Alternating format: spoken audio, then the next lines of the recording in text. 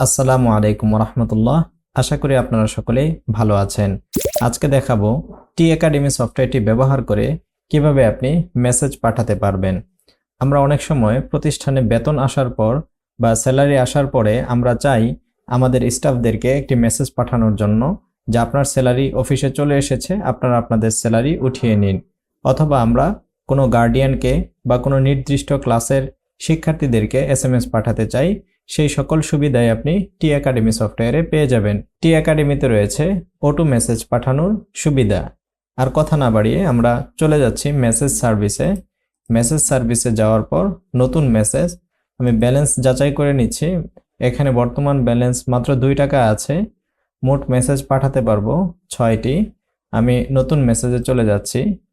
নতুন মেসেজে ক্লিক করার পর মেসেজ পাঠানোর ফরম ওপেন হবে। প্রথমে আমাকে গ্রহীতা সিলেক্ট করতে হবে। আমি কি শিক্ষকদেরকে পাঠাতে চাচ্ছি, নাকি সকল শিক্ষার্থীকে পাঠাতে চাচ্ছি, নাকি নির্দিষ্ট কোনো ক্লাসে পাঠাতে চাচ্ছি, অথবা আমি কাস্টম কাউকে পাঠাতে পারি, অর্থাৎ আমি নিজের থেকে নাম্বার লিখে দিয়েও পাঠাতে পারি। আমি কাস্টম দেখাচ্ছি। আপনি যদি সকল শিক্ষককে পাঠাতে চান তাহলে আপনি শিক্ষক ক্লিক করে দিতে পারেন। খসড়া সমূহ নো মেসেজ, মানে আমার কোনো এখানে খসড়া সেভ করা নেই। আপনি চাইলে মেসেজ এখানে লিখে আপনি খসড়া হিসেবে সেভ করে রাখতে পারেন, যাতে করে পরবর্তীতে আপনি খুব সহজেই ব্যবহার করতে পারেন। আমি গ্রহীতার জায়গায় কাস্টম দিয়ে দিচ্ছি এবং এখানে আমি আমাদের নাম্বারটি দিয়ে দিচ্ছি। এখন এই নাম্বারে এসএমএস চলে যাবে। আমি যদি আরও পাঠাতে চাই তাহলে আমি এভাবে কমা দিয়ে বাকি নাম্বারগুলো লিখে দিতে পারি। আমাকে প্রথমে এটি দেখানো হয়েছে, যেমন এখানে আমাকে দেখানো হচ্ছে যে আমাকে নাম্বারগুলো কিভাবে লিখতে হবে। একটি নাম্বারের পর আমাকে কমা দিয়ে পরবর্তী নাম্বারটি লিখতে হবে যদি আমি একাধিক নাম্বারে মেসেজ পাঠাতে চাই। খসড়া সমূহ, যেহেতু আমার কোনো খসড়া নেই, আমি এখানে একটি মেসেজ লিখে নিচ্ছি। লিখে দিলাম আসসালামু আলাইকুম, তারপর আমি দিয়ে দিচ্ছি স্বাগতম। আমি এটিকে খসড়া হিসাবে সেভ করে নিচ্ছি, যাতে করে পরবর্তীতে আমি ব্যবহার করতে পারি। আলহামদুলিল্লাহ, প্রক্রিয়াটি সফল হয়েছে।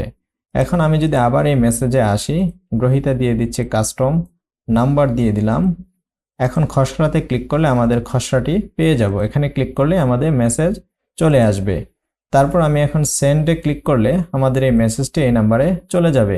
আমি পাঠাচ্ছি না, কারণ আমার ব্যালেন্স থেকে টাকা কেটে যাবে। যারা ব্যবহার করছেন তিনারা অবশ্যই চেক করে দেখতে পারেন। এটি তো হচ্ছে আপনি শিক্ষকদেরকে বা শিক্ষার্থী বা কোনো নির্দিষ্ট ক্লাস বা জামাতে যদি মেসেজ পাঠাতে চান তার সিস্টেম। যদি আপনি অটোমেটিক মেসেজ সেট করতে চান তাহলে আপনাকে একটু নিচে চলে যেতে হবে, যেখানে লেখা রয়েছে অটো মেসেজ।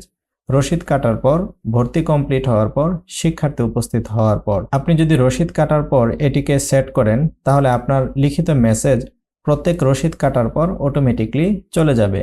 ভর্তি কমপ্লিট হওয়ার পর এটিতে যদি আপনি মেসেজ সেট করেন তাহলে আপনার প্রতিষ্ঠানে কোনো শিক্ষার্থী ভর্তি হওয়ার পর তার নাম্বারে অটোমেটিক মেসেজ চলে যাবে। শিক্ষার্থী উপস্থিত হওয়ার পর এটি সেট করলে আপনার প্রতিষ্ঠানে কোনো শিক্ষার্থী উপস্থিত হওয়ার পর তার গার্জিয়ান এর নাম্বারে মেসেজ চলে যাবে। আমি রসিদ কাটার পর এটিকে দেখাচ্ছি।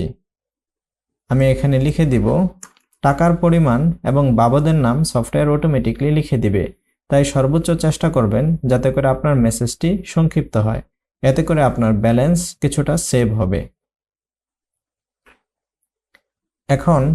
এখন আমরা দেখতে পাচ্ছি এই বাটনটি এখন আর সেন্ড নেই, বরং এখানে লেখা আসতেছে সেভ অটো মেসেজ। আমি সেভ অটো মেসেজ এখানে ক্লিক করে দিচ্ছি।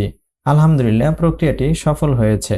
এখন যে কোনো রসিদ কাটার পর যিনি টাকা প্রদান করবেন তিনার নাম্বারে মেসেজ চলে যাবে। আমি একটু দেখিয়ে দিচ্ছি। হিসাব বিভাগে যাওয়ার পর রসিদে চলে যাচ্ছি। প্লাস আইকনে ক্লিক করে একটি রসিদ নিয়ে আসলাম। আমরা এখন একটি নতুন ঘর দেখতে পারবো, যেখানে মোবাইল নাম্বার, যেটি আগে ছিল না, আমরা নতুন অ্যাড করেছি। এখানে যে মোবাইল নাম্বারটি লেখা হবে সেই নাম্বারেই মূলত অটো মেসেজ চলে যাবে। আমি কেটে দিচ্ছি।